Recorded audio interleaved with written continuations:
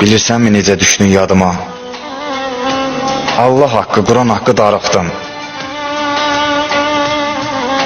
Ərşin fərşin sahibinə and ola, yeri göyü Quran haqqı darıxdım. Əyilməzdim hicran məni əyəsi,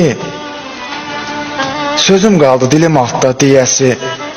Ay könlümün, ürəyimin yiyəsi, köksüm altda Quran haqqı darıxdım. Daşqın kimi dəli etməz dərd kimi, dərd görmədim yar çəkdirən dərd kimi. Ay xan çoban, sən duyarsan dərdimi, sel aparan saran haqqı darıxdım. Sel aparan saran haqqı darıxdım.